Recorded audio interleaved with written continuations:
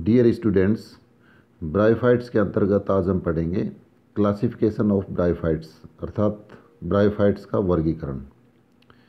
ये जो bryophyte word है, यह वर्ड ब्राउन के द्वारा दिया गया था 1864 के अंदर, और इन्होंने इस ब्रायोफाइट समूह के अंदर जितने भी शैवाल थे, कवक थे, लाइकेन्स और मॉस, इन सब को इसी ब्रायोफाइटा समूह के अंदर शामिल कर लिया था। लेकिन वर्गीकरण की अब जो प्रचलित जो पद्धतियां हैं, यानी क्लासिफिकेशन सिस्टम जो अभी वर्तमान में आए हैं, उनमें शैवाल, कवक और लाइकेन को सेपरेट कर दिया, यानी थैलोफाइटा के अंदर रख दिया है, और मॉस को ब्रायोफाइटा में सम्मिलित किया गया है। आइकलर 1883 के द्वारा जो क्लासिफिकेशन दिया गया था ब्रायोफाइटा का, उसके अनुसार जितने भी ब्रायोफाइट्स थे उनको दो समूह में बांट दिया गया था, हिपेटिसी और मसाई। इसके बाद 1892 के अंदर एंगलर ने प्रत्येक ये जो वर्ग बनाए गए थे, हिपेटिसी और मसाई, इन दोनों वर्गों को आगे चल करके ऑर्डर्स के अंदर भी डिवाइड कर दिया। जैसे हिपेटिसी जो वर्ग था उसको 3 ऑर्डर्स के अंदर यानी गणों के अंदर बांट दिया गया, मार्केंसियल्स, जंगरमेनियल्स और एंथोसिरोटेल्स। इसी प्रकार से मसाई जो वर्ग बनाया गया था, इस मसाई वर्ग को भी 3 ऑर्डर्स के अंदर डिवाइड कर दिया गया, स्फैग्नेल्स, एंड्रियल्स और ब्राइयल्स।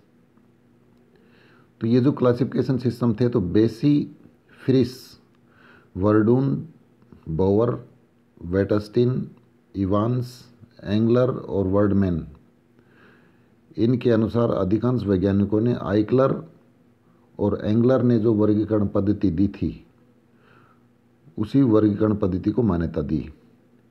लेकिन बाद में 1899 के अंदर होवे, एक ब्रायोलॉजिस्ट हुए, इन्होंने एंथोसिरोटेल्स जो ऑर्डर था,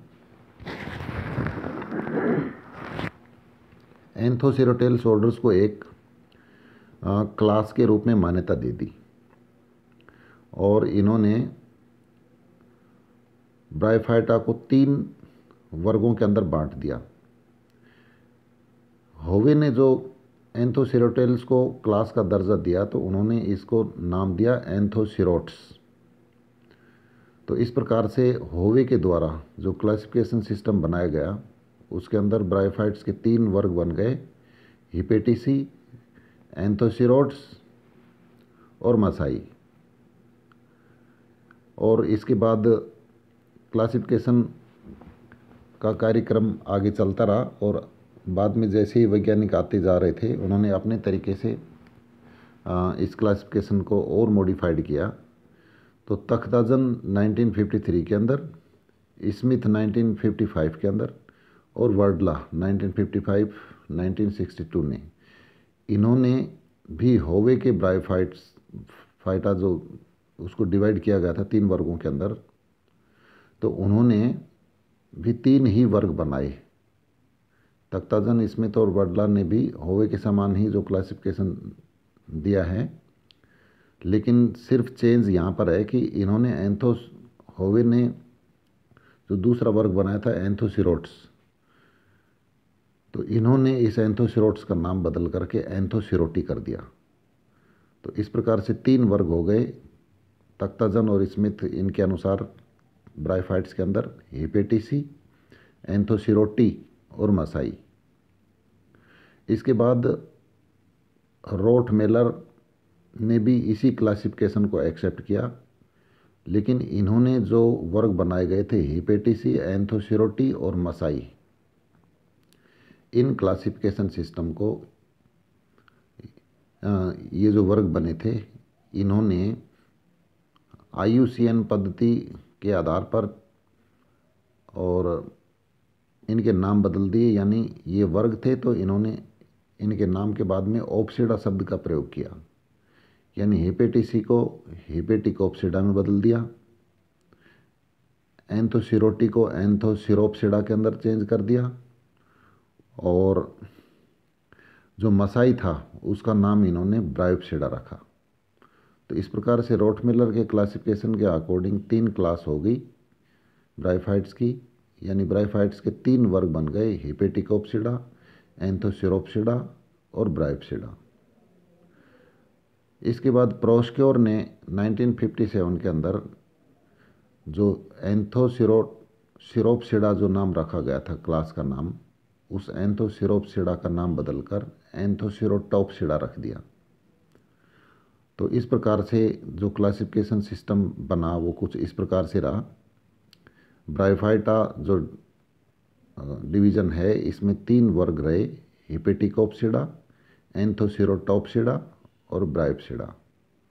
हिपेटिकोप्सिडा के 4 ऑर्डर्स बनाए गए, मार्केंशियल्स, स्फीरोकार्पेल्स, जंगरमेनियल्स और कैलोब्राइल्स। इसके बाद एंथोसिरोटॉप्सिडा जो वर्ग बनाया गया उसके अंदर एक ही ऑर्डर बनाया गया जिसका नाम रखा गया एंथोसिरोटेल्स। और ब्रायोप्सिडा जो वर्ग था उसका कोई ऑर्डर नहीं बनाया गया और उसको मसाई नाम ही दिया गया। तो क्लासिफिकेशन ब्रायोफाइट्स के बारे में और भी बहुत सारे हैं, लेकिन बेसिक क्लासिफिकेशन यही हैं। इनके अकॉर्डिंग ही अपन आगे जो चैप्टर आएंगे आपके सिलेबस के अंदर, रिक्सिया, मार्केंशिया, स्फेगनम और पॉलीट्राइकम, फ्यूनेरिया, इस तरह के कुछ ब्रायोफाइट्स हैं। तो इनमें सेलेक्टेड जो सिलेबस के आधार पर हैं उन्हीं में से अपन इंडिविजुअल को लेकर के नेक्स्ट वीडियो लेक्चर से शुरू करेंगे। Thank you.